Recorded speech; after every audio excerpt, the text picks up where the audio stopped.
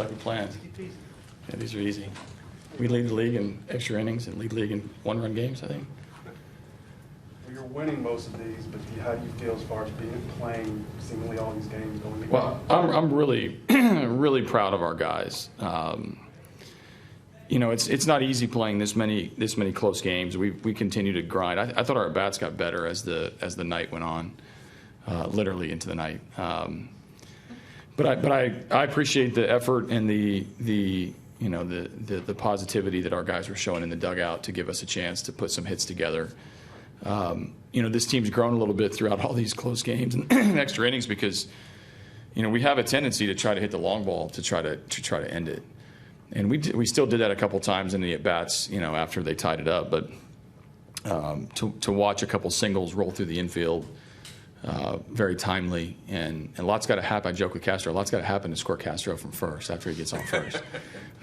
But we found a way to get a couple of base hits and go home happy. It's easy when you're hot and smoking and just lighting it up and on a roll in a way. But it's been like winning games like this, avoiding falling into losing 2 or 3 games when you had it. You get down on yourself, you blow a save, but right. to keep it steady for a while is what you need to be a good baseball team. I mean, to be a good team, you've got to win close games, and you've got to find ways when adversity strikes. Ken Giles threw one bad pitch on the night. There's a bloop hit and a slider to a breakout candidate this season hitting a ton of home runs, who hits an opposite field home run. So that's not going to make Ken Giles feel any better. The win will help, but for us to hold your head high, you got to fight through some of this stuff. We've had to fight through an April that was underwhelming. We've had to go through a lot of these one-run swings here and there. To avoid the lull in the body language going down and the mentality being substandard, you certainly have to come through in some of these situations. And we had a lot of opportunities tonight to end this game. We had opportunities last night to end the game. The one that we'll remember was the ground ball base hit up the middle by George. And that we go home happy, we go home feeling good about ourselves. We have a chance to win a series after a tough loss last night. There'll be guys that are looking forward to getting to the ballpark tomorrow, as opposed to when you lose a couple of these in a row, there can be some dragging. It's becoming a recurring theme, but just how much more does George continue to impress you with what he's able to do? Yeah, George almost ended it in the at bat, in the previous at bat.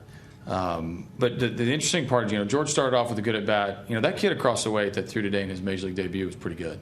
He had a really good outing. He had a couple of leadoff walks, came back to haunt him with some home runs following it. But he did a really good job in his major league debut coming through our lineup. But George, who starts the day off with a really good walk to start the day, we get some momentum going with the home run. Then he had a couple strikeouts. And for him to come back after that, put up a couple of good at-bats, one to the track that would have ended the game, and then the ground ball base hit. George continues to find a way to contribute. He didn't have to make a diving play today. He didn't have to throw out a runner. He needed to make contact with a runner in scoring position in a good way, and he did. So put that another one in his column on how he helps the team win. Dallas had a good outing.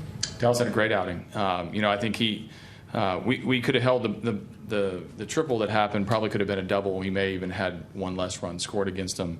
Gives up the home run to Cozart. He comes back, gets through. I'd committed to taking him out an inning too early rather than an inning too late. He should feel really good after this outing. He put away hitters. He did a good job of getting the ball on the ground. He gave up the one home run on a first pitch fastball to a really good hitter. But again, that Dallas is going to put a couple of starts in a row.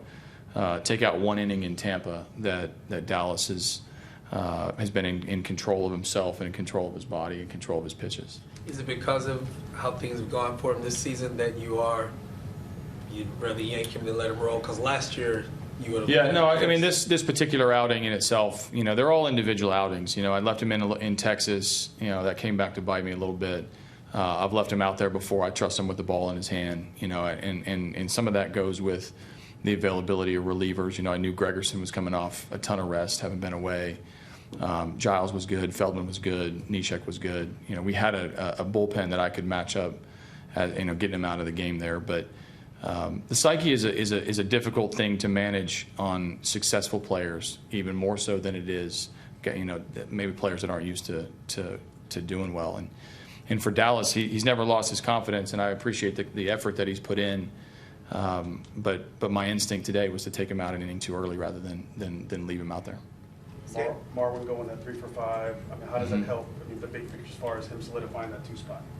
The 2 spot, I like the way the lineup shapes up. The breaks up the right-handed hitters at the top. Marwin, is a guy that can hit from both sides. I like him against lefties, and then when they go to the bullpen, he's easy to switch around. So, the better he plays, the more opportunity I have to slide him in the 2-hole and continue to play him.